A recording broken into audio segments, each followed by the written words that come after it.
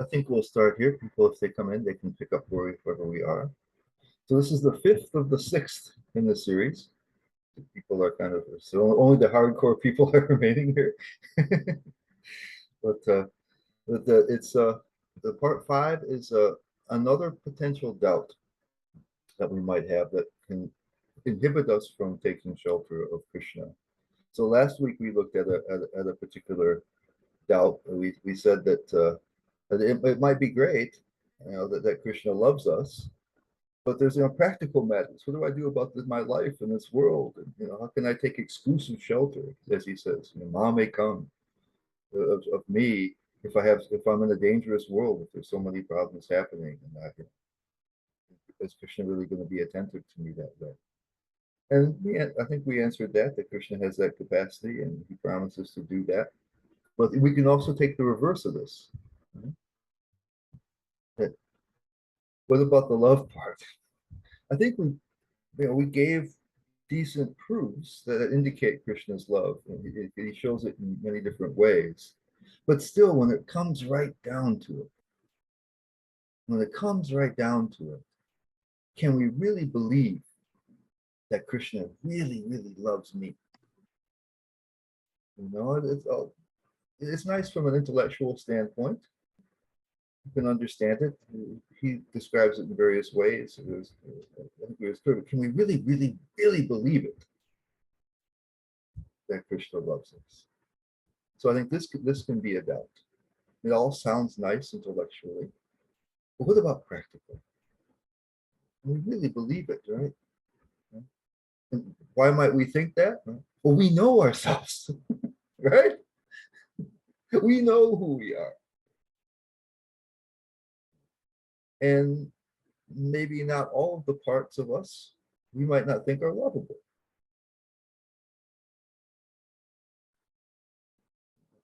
How many people do you want to know all of your deepest, darkest secrets, all of the most humiliating things you've ever thought or done?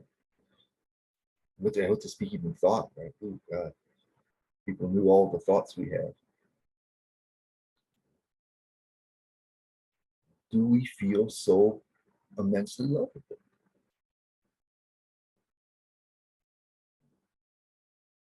Yeah, and if we do, like if we may have people that are that will be very compassionate, and we may be able to reveal some of our deep, dark, hidden secrets to maybe our good friends and things like this. But you still wonder, wow, what if the people knew everything about me? If somebody knew everything about you, would you feel like, wow, people are going to really love me? But usually, if we have social media these days, people present a really sanitized version of their life. It's great. So people look at social media too much, they get depressed because everybody's life seems to be so much better than theirs. So we don't want to let on, all things that are lurking in the background, lurking in our past, lurking in our deep in our psychology. So we could worry about that. We could worry about that. Well, Krishna's not a fool, right? Why would he love us? Now, hopefully, we all think that we're worthy of love. But we probably don't think that everybody would love us. Might be people you think that are out of your league, be punching above your weight, as they say. And you have someone maybe someone on your level. Hopefully, we think that we are worthy of love, despite whatever dark things we may have inside us or in our past. These kind of things. But what we think everybody would do. Most people wouldn't think. And then even if we did, even if we think, yeah, I really love everybody, if they knew me, they would love me. Even if we're really confident, super confident, then there's the question, Krishna is the most wonderful person imaginable. And he's, the source of all creation. You know, he's got, um, he's got his eternal associates. Seems like he has pretty high standards. He should have pretty high standards. So even if I'm really confident in myself as a human, I'm as good as as good as anybody else. Whatever might be negative in me is small. It doesn't make any difference. So, I think people would love me. I think I'm a good person. Could we extend that to someone who's absolutely the best of all? Maybe somebody can, but I think a lot of us would wonder, how can I be good enough for Krishna? Another human being, someone on my level, they're gonna have their faults too. I have my faults. We can work it out. It's okay. Makes sense. Nobody's perfect. We know that. But what about Krishna, who is perfect? Now we got a problem. He is perfect. So do we deserve that? So the doubt could come into us. We could wonder. It all sounds very nice, but it's theory. We have to feel it in some way. We have to be confident about it in some way. If we really feel that we can take shelter, just to use the word I've banished, surrender to his love. I give up. I give everything to him. I give up all other things in it. For shelter. And we could, say ourselves, do we love everybody? And what are our standards of love? So on the one hand, we were talking about how other people may react to us. How do we react to other people? How many people are ruled out? No, no, no. And what, and how high are our standards? What would we demand people to be before we felt they were worthy of our love? So we have this thing, from both sides, where we may feel, that certain things in us make us less lovable. And we certainly see things in others. Almost all of us. We'll see things in others and think, well, keep my distance there. And we have certain standards. So shouldn't that apply back again to us? Other people are looking at us that way. We may not meet their standards. What about Krishna? Again, he's perfect. You'd think he'd have some pretty high standards. And do we really meet them? Scary.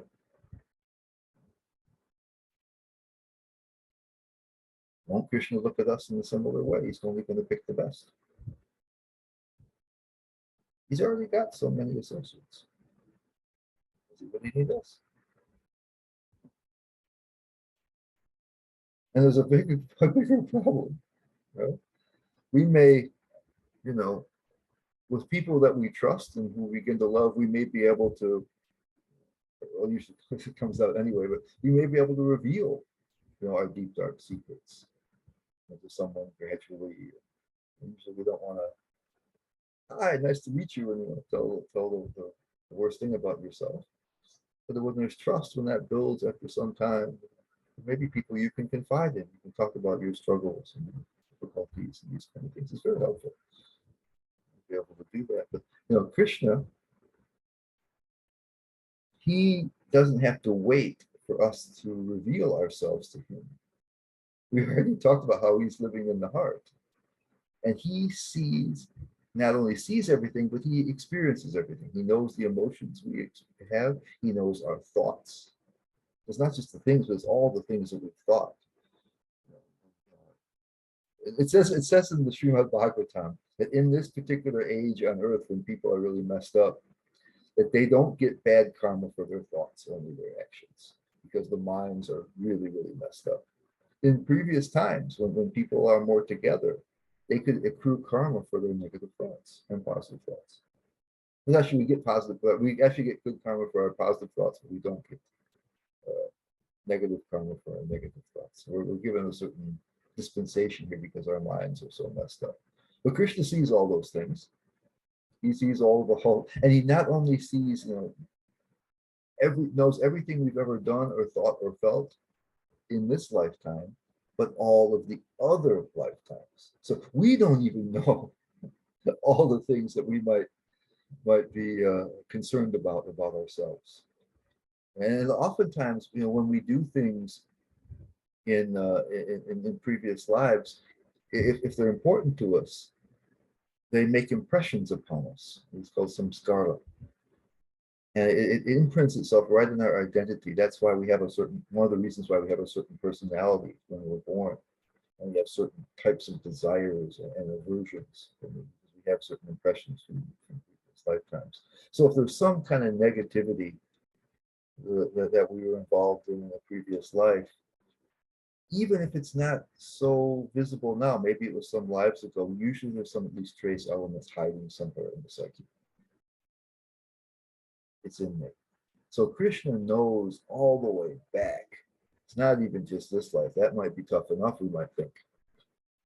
But it's worse, he knows us. He really knows us. Oh, you were the one that, 5 lives ago did such and such and such. He knows that. 10 lives ago, you did such and such. He knows you from a baby until. I always like the joke. I said, when if your mother is angry with you, she'll say, you were like this since the day you were born. And she'll be right. She'll see what came in. So we've oftentimes been different ways for many lifetimes. So Krishna sees all of that. So is he really gonna? Really? Krishna, the most amazing being possible, he's gonna really love us. So the reason that he is able to do that, besides just he's very kind anyway. He just has that nature. But we mentioned previously, when we talked about why we exist, it was that verse from the Upanishads, Eka Bahusham, that the one became many. And Prabhupada said that he used the example, he was sitting there, this is in the first temple in 26 Second Avenue in New York. And so he says, I'm sitting here all day. He was talking to, they would have little, I think they had Bhagavad Gita classes a couple, 2-3 days a week. And so people would come and they would chant Hare Krishna, and then Prabhupada would give a class. And he said, so he was giving the class, and he said, I'm sitting here all day. He says, but when you come, I'm so much happier. You have somebody to interact with. And so Krishna wanted someone to interact with. And so he became many. And ultimately, that meant who he could share love with. That the happiness was love. The whole purpose of Krishna's existence is this.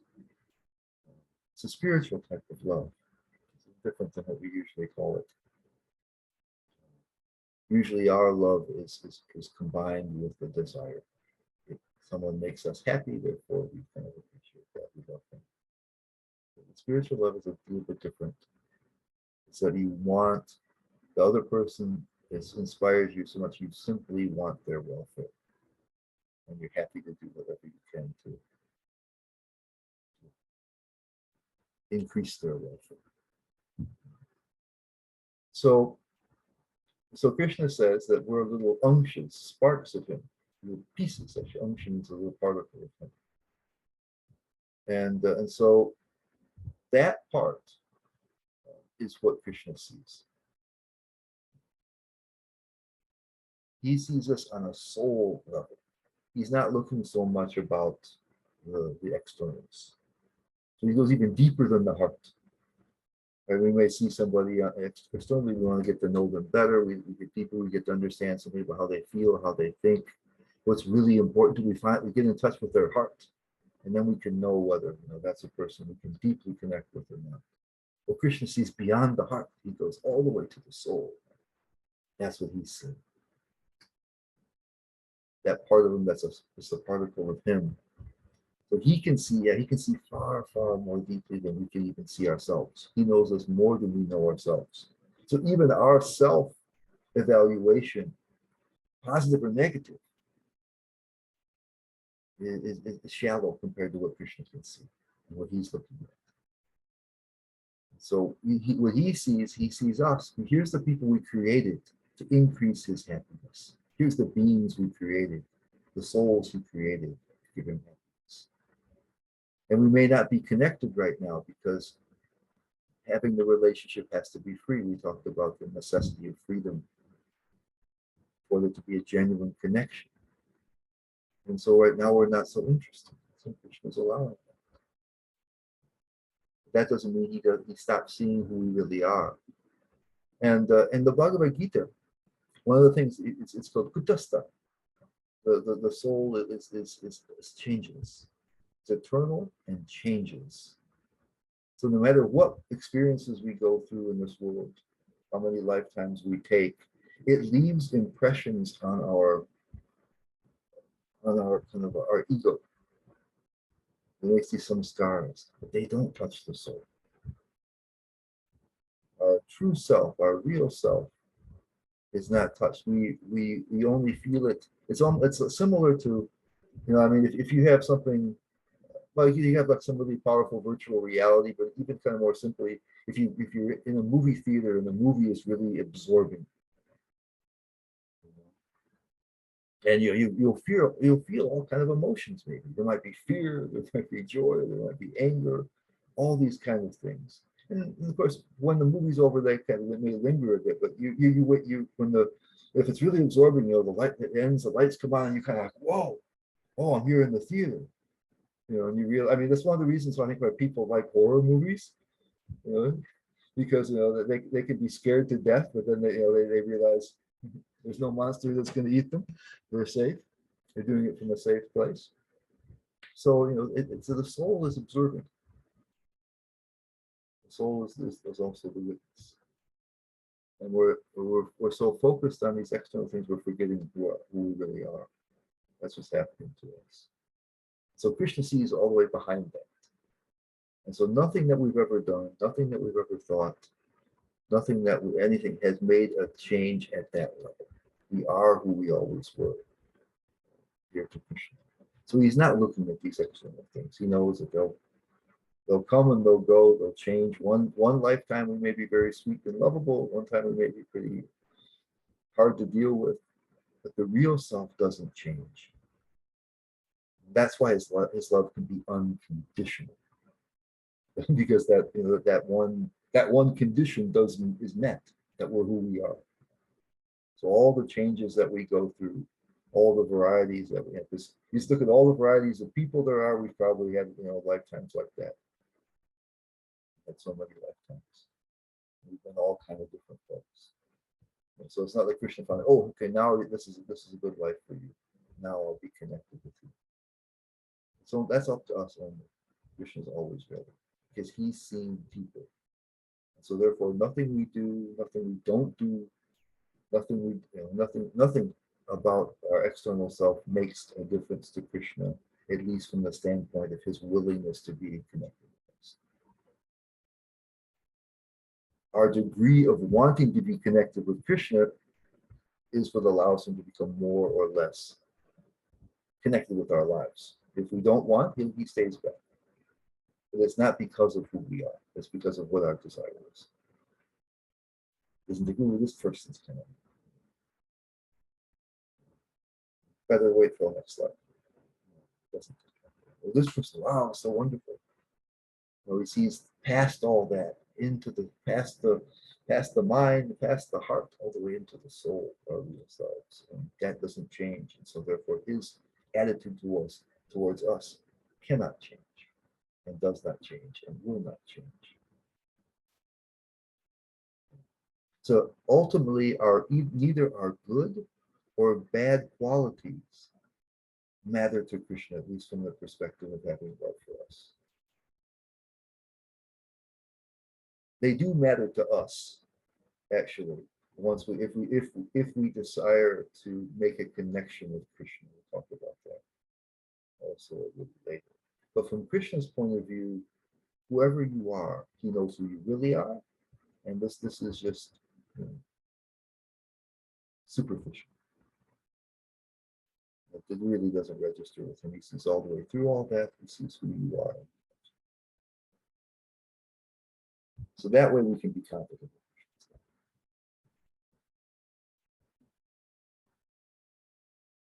Yeah, so the only thing that matters is whether or not we want to have that relationship. We have that power, really. We don't have to worry about anything from Krishna's side. The problem is all on our side. The limitations and the difficulties are all from our side. We're the only thing that's a problem. And it's not a problem about who we are. It's just our desire, our attitude. That's all. Do we want to be connected with Krishna? It's available to us. Krishna is there. He wants it.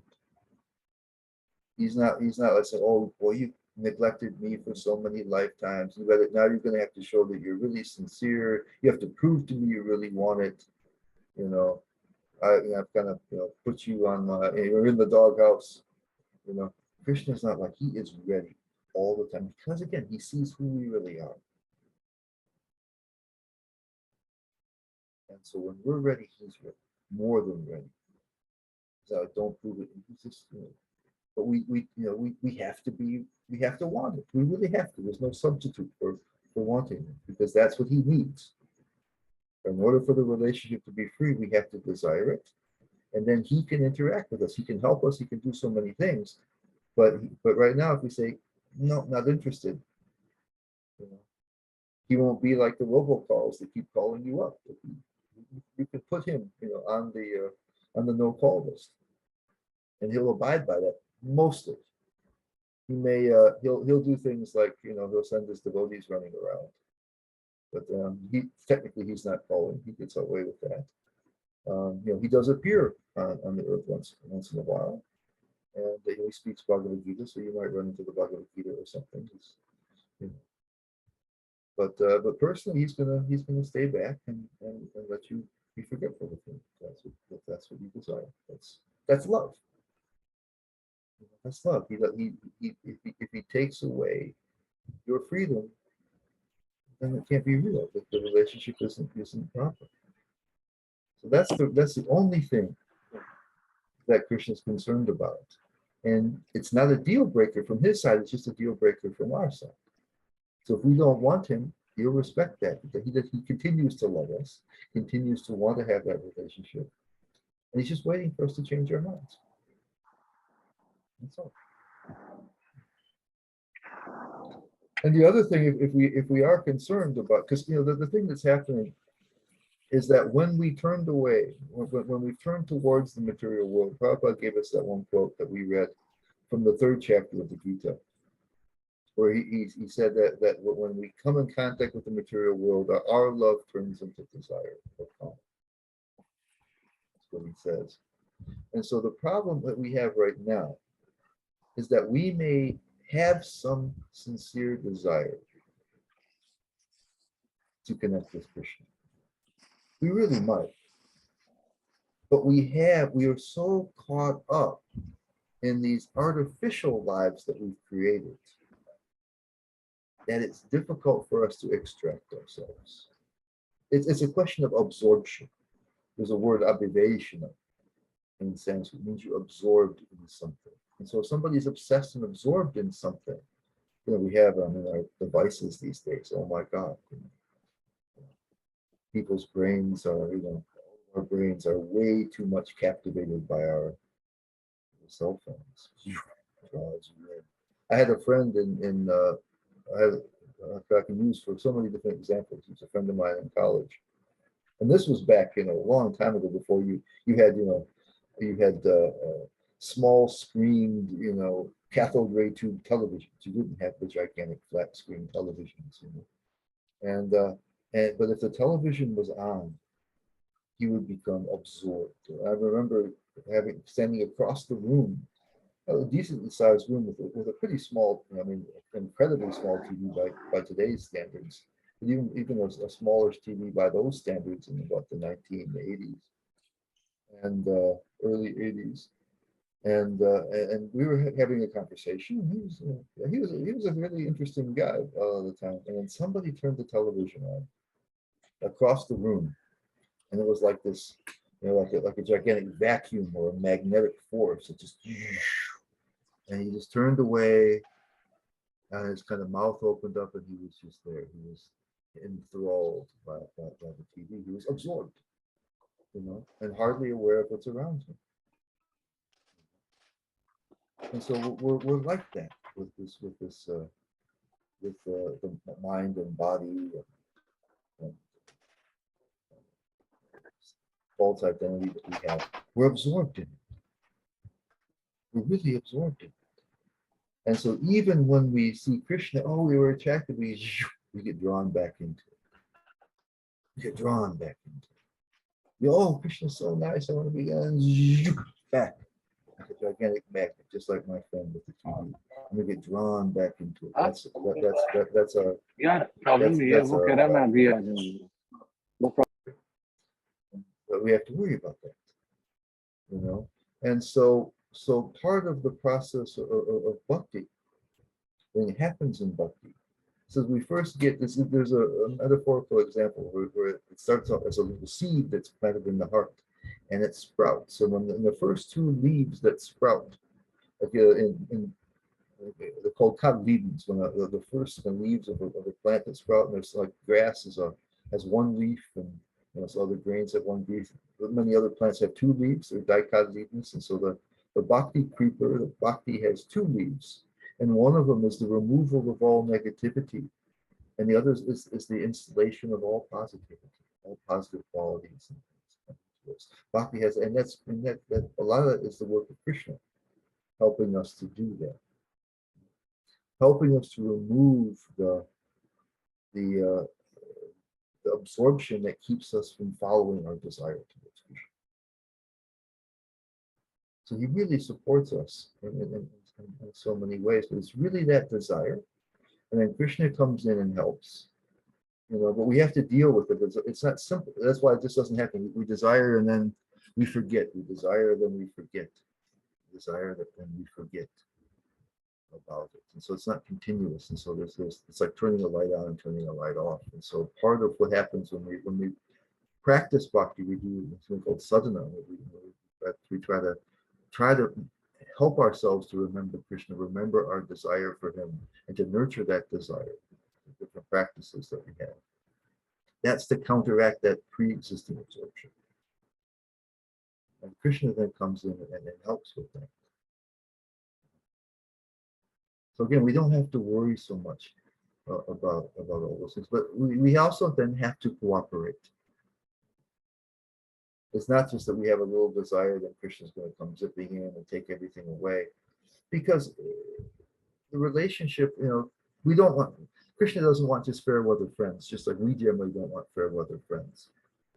And so he needs also with us, he's going to help us, but he's not just going to take everything away.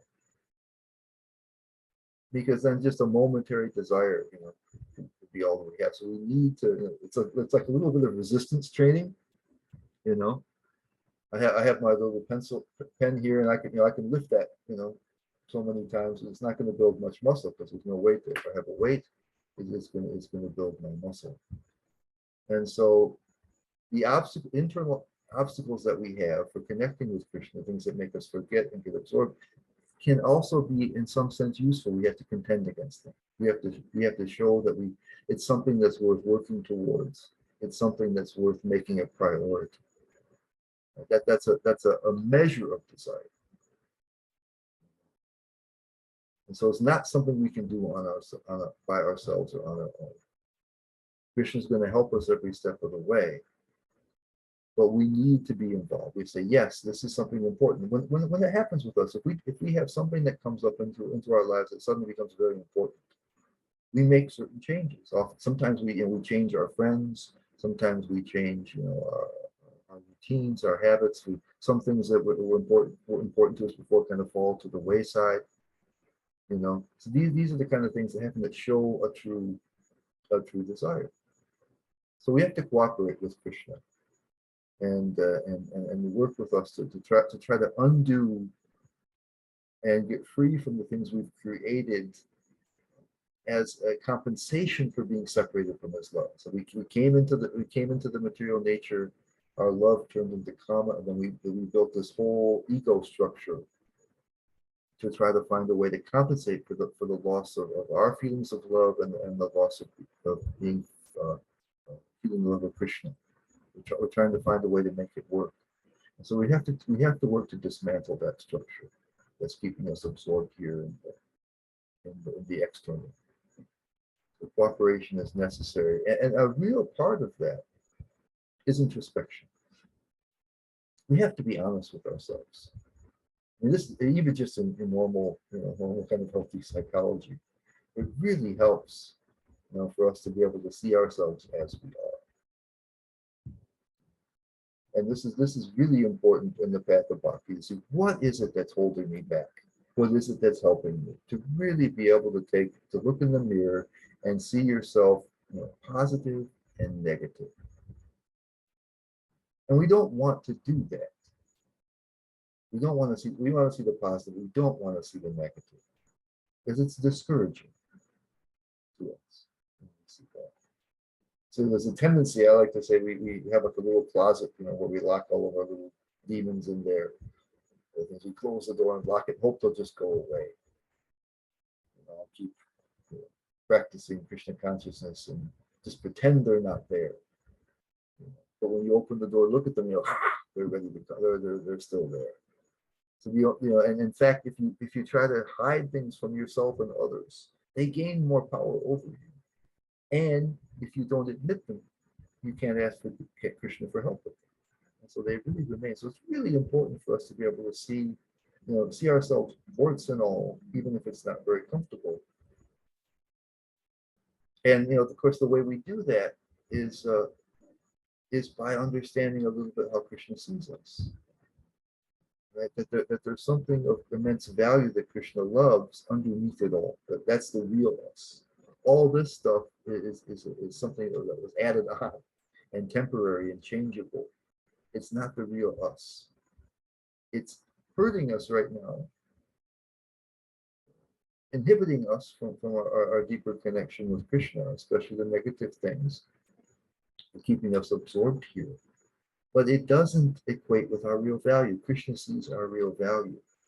And so if we know that difference, if we know that we're somebody wonderful and lovable underneath it all, we can look in the mirror, see all the worst things, and we don't collapse into disempowering shame. I like this. What is it? Brene Brown, she makes this definition of shame, right? It's something that makes you think that it's not that this is something you've done bad or some kind of negative quality, but it means you are bad. I am bad. When you feel shame, and it's disempowering, is that there's nothing you can do about it. You'll always be this way. That's what we feel. If we see that, oh, this is who I am, and I'll never be different. But we know that we're not. We know that there's something eternal and changeless. That's their real self, our soul, our real identity. That has value. That's loved by Krishna. All this other stuff is just superficial. It doesn't have any deep meaning. So we can look at the superficial stuff, even if it's kind of weird, and we know that doesn't change our real value. So we can look at it. We don't collapse into shame. We don't feel that, oh, it's hopeless, I'm useless, I'm terrible. We just say, oh, here's something that's not beneficial. It's not serving me very well. What can we do? Maybe Krishna can help me with this. Is there some reason how can I understand this? How can I see how this is affecting me in different ways? How can I work on these things? So it's really powerful. That we need to separate ourselves a little bit. It doesn't mean that we're still happy about all these other things. They maybe have negative impact on others, and our connection with others is really important.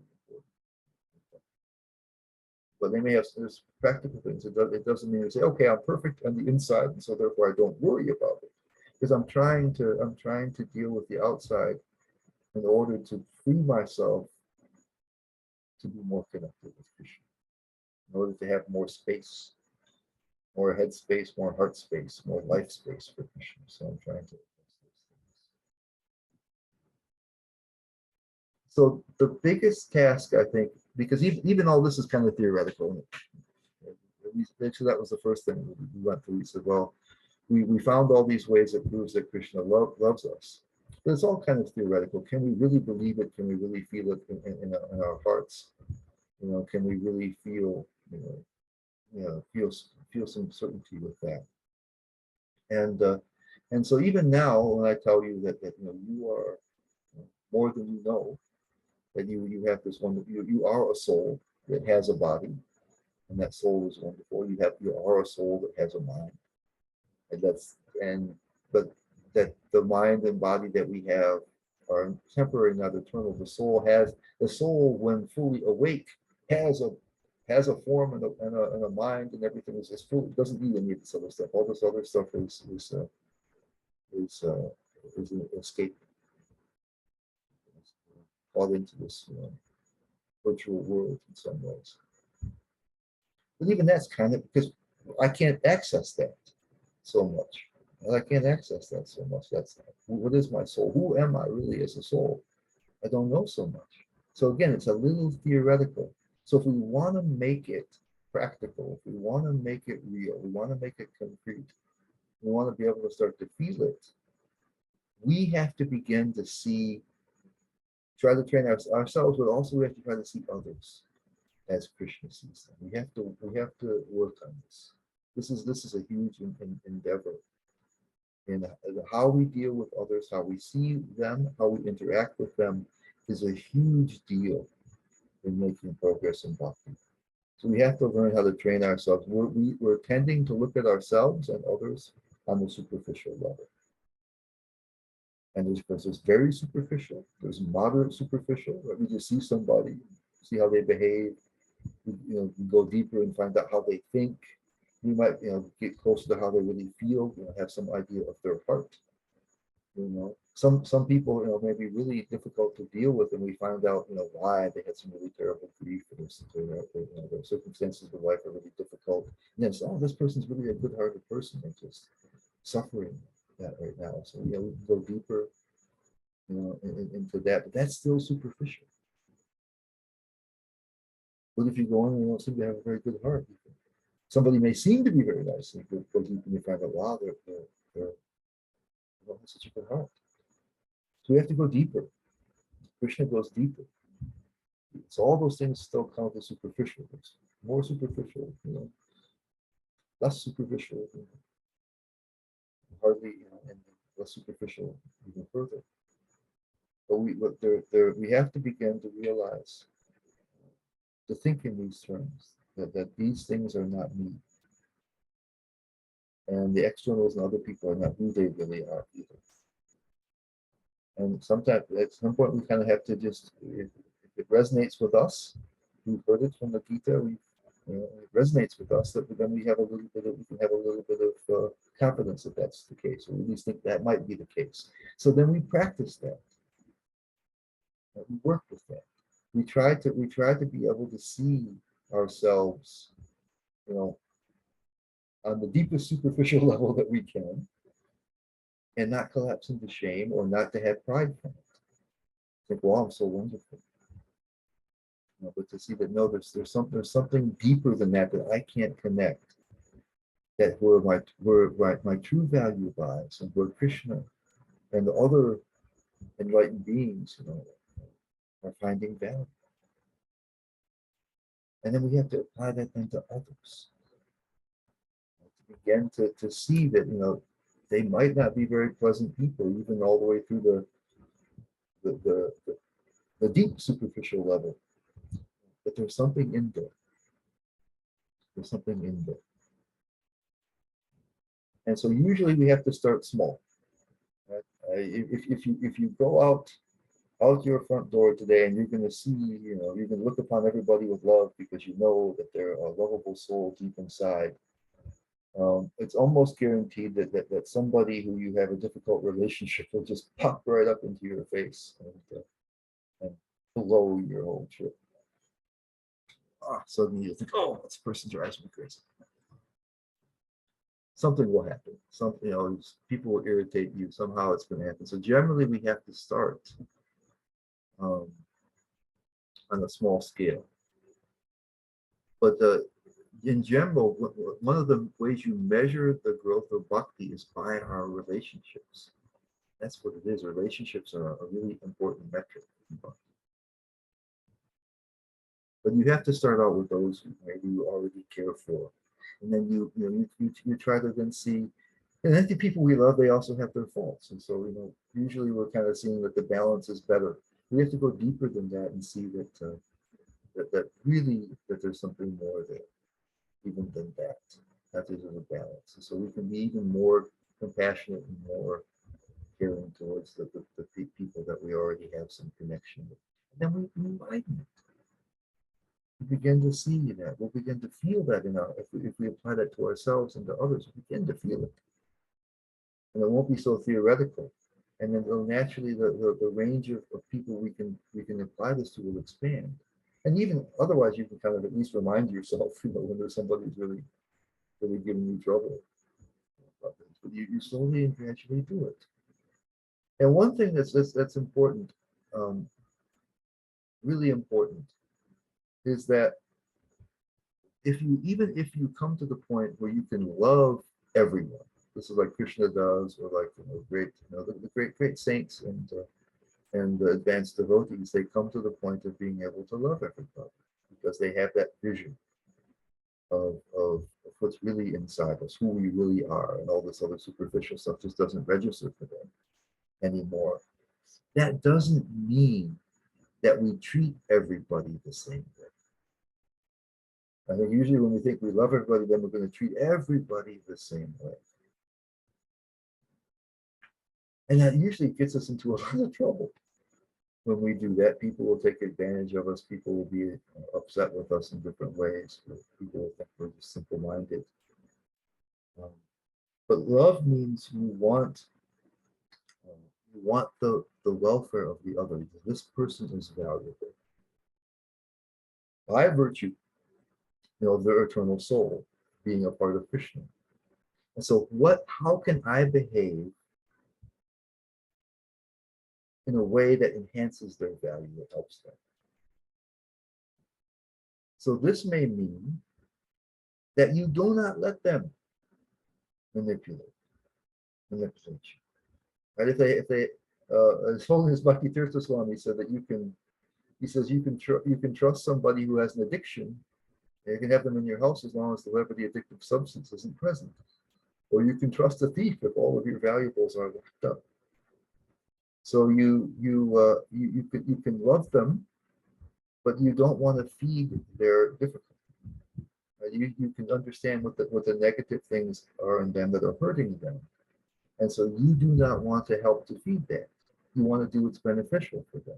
Parents, they have to give guidance for their children, not just give the children whatever they want whenever they want it. They have to try to add value to their lives. So also people who have negative characteristics, and if they're manipulative people, who will try to use you in various ways, if you allow them to do that, that's actually hurting them. You're increasing there. You're acting in a way that increases the thing that's hurting them in their lives.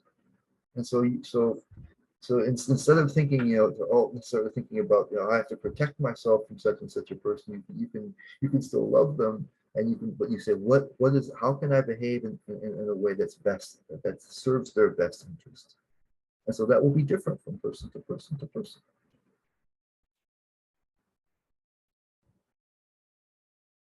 So it's something you have to try to reason out. For some people, it just may be, it just may mean that you can't deal with it because their interaction is not going to be helpful to you. But it doesn't mean you still can't love them. Love means you act in a way that maximizes their benefit. That's what it is. So first of all, we can be confident of Krishna's love because he's looking at something deeper. All the things that we might find unlovable in ourselves are of no account to Krishna. and so I think that can help us to mitigate that initial thing. Like, how can I be good enough for the most amazing and wonderful person ever? How can I measure up? There's so many other humans that won't find me so lovable. Why would Krishna? So that answers that, but it still stays a little bit on the theoretical side. So if we want to really engage with it, we have to then try to apply that. Look at ourselves with that same vision and try to look on others with that vision, gradually expanding the range in which we can do that. And we will feel it because we are separate. Right? The soul is different than our body, our mind, our power of understanding, even our deep, what we think is our heart, our deep sense of self. It's even different than that. We're somebody else that's hardly peeking through. And it's somebody really good, really wonderful, someone that Krishna can relate to and want to be with. And so if we make that decision to come closer to Krishna, Krishna will help us to do that. And especially if we engage in this way, which we try to find, we try to find ways to connect with Krishna. We find ways to recognize and deal with the big obstacles that we have, with this mentality that we are much more than we know, and others are much more than we can see, and they're all beloved of Krishna and wonderful. We're actually surrounded by wonderful beings every place. We're surrounded by solution doesn't seem like that to us, you know. We go, oh, oftentimes we're not so sure we're so great, and we're pretty sure that a lot of other people aren't, but we are. So that takes some practice. We have to try it again and again, and that begins to open for us. We can begin to see, how how love is possible, real spiritual love is possible. And how Krishna is radiating it to it, and the advanced Krishnas of bhakti and other disciplines that have some understanding about this and become radiant. So Prabhupada has this place in the nectar of devotion where he says that we can learn to love everybody through the simple process of learning to love Krishna. But I would say that it also it begins with Krishna because he's so wonderful and his love is there. He can see us all the way through. But then we have to also begin to engage with others in this particular way. Otherwise, we'll have this doubt about ourselves and our love of God. Or we'll think other things that can happen. We can think we can deserve Krishna's love. We'll talk about this a lot next slide, next class, next life, not next life, this life, next Saturday hopefully, and about that. How because sometimes we can feel then the opposite that we can do things and we can deserve Krishna's love again by being more than not because we are what we are, but because what we're doing. These kinds of things. We can increase our value in some way to deserve it. And that can be a real stumbling block that keeps us from shelter. That's what we're going to talk about last time. Well, I think that's what I've got for you today. Are there any comments or questions? Or does it make sense to you? What do you think? Sam, what's up? Talk to me. We've got a little time here. Hi, Krishna Giri. Good to see you. Yeah, no, that was a good class.